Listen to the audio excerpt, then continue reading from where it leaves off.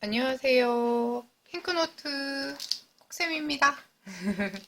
반갑습니다.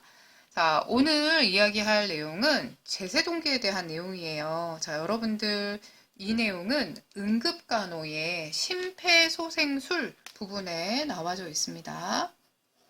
응급간호. 자, 심폐소생술은 응급간호 여기다 같이 써드릴게요. 심폐소생술.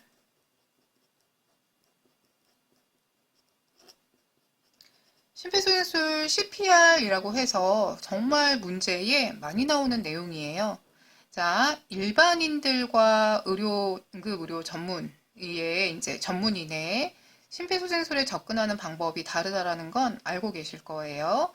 자, 우리는 지금 일반인을 대상으로 보통 문제가 많이 나오는 편이어서 일반인을 기준으로 이야기를 해드리자면 일반인은 쓰러진 사람을 확인하고 난 다음에는 바로 이제 의식을 확인하고 나서 심장 압박만 꾸준히 해주시면 돼요. 자, 그런데 심장 압박을 하던 와중에 만약에 제세동기가 온다라고 하면 이 제세동기를 사용하는 게 환자의 소생을 높일 수 있는 아주 중요한 기구가 되는 거여서 제세동기를 사용해 주시는 게 좋습니다. 그리고 제세동기는 다중이 이용하는 시설에는 대부분 설치가 되어져 있어서 일반인들도 무리 없이 사용할 수 있도록 되어져 있어요. 자, 그래서 이 제세동기에 대한 내용 간단하게 좀 정리를 해보면, 자, 먼저 환자를 계속 심장 압박을 하고 있는 상황에 누군가가 제세동기를 가지고 왔대요. 자, 그럼 순서에 첫 번째는 우선 전원을 켜는 게 먼저예요.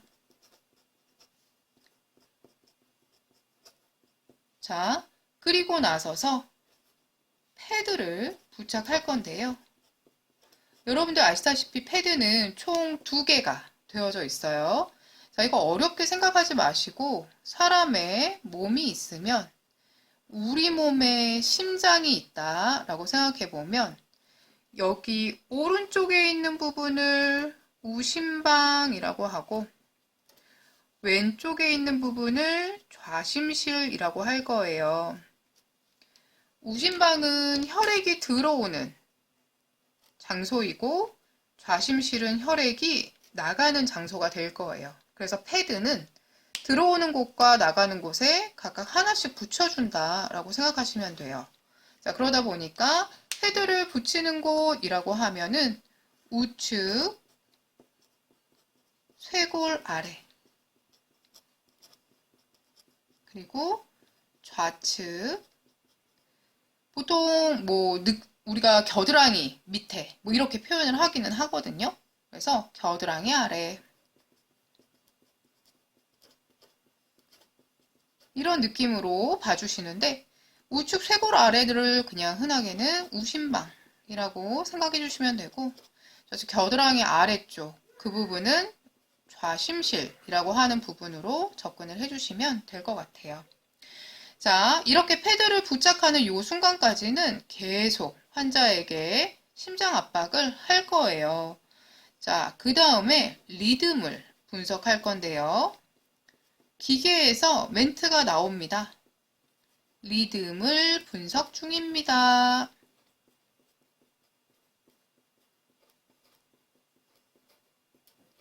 자, 이렇게 멘트가 나올 때, 그때에는 마사지를 하시면 안 돼요.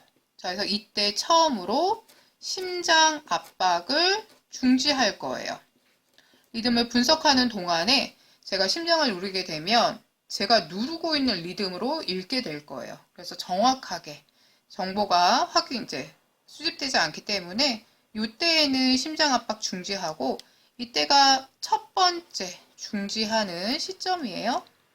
자, 그 다음에 경우에 따라서 나뉘어지게 되는데 제세동이 필요합니다 라고 나올 수 있어요. 또는 제세동이 필요하지 않다라고 나올 수도 있어요. 자, 필요한 경우와 필요하지 않은 경우. 자, 제세동이 필요한 경우라면 이 기계가 스스로 충전을 해야 돼요. 충전을 하는 동안에는 계속 심장 압박해 주시면 돼요. 자, 충전이 끝나고 나면 제세동을 시작합니다라고 해서 제세동 버튼, 쇼 버튼이라고 해요. 제세동 버튼이 깜빡거릴 거예요. 자, 그러면 요때 제세동 버튼을 눌러주는데 요 제세동 버튼 눌러줄 때 요때에도 심장 압박 중지하셔야 돼요. 이때가 두 번째 심장 압박 중지입니다. 자, 이때 제세동 버튼을 누를 때 저희가 심장 압박을 해주고 있으면 환자한테 지금 정기적 자극을 주는 건데 전달이 될 수가 있어요. 그래서 자, 첫 번째는 리듬을 분석할 때, 두 번째는 제세동 버튼 누를 때 이때에는 심장 압박을 중지해 주셔야 돼요. 만약에 제세동이 필요하지 않다.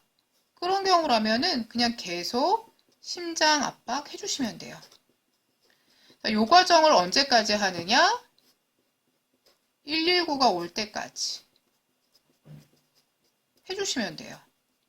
또는 환자가 의식이 돌아올 때까지.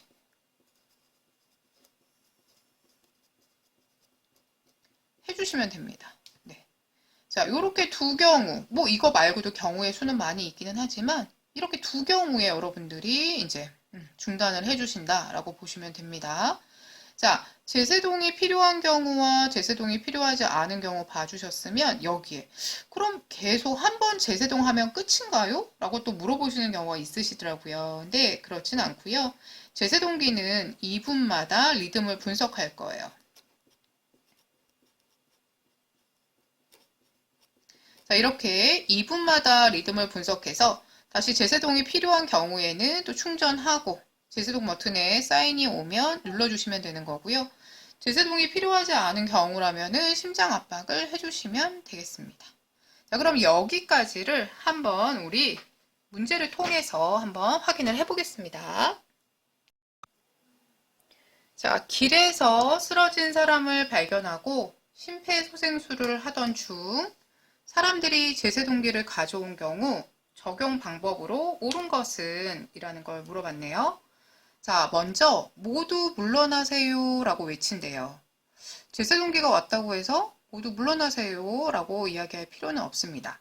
자, 이 멘트에서 모두 물러나세요 라고 하는 건 의미가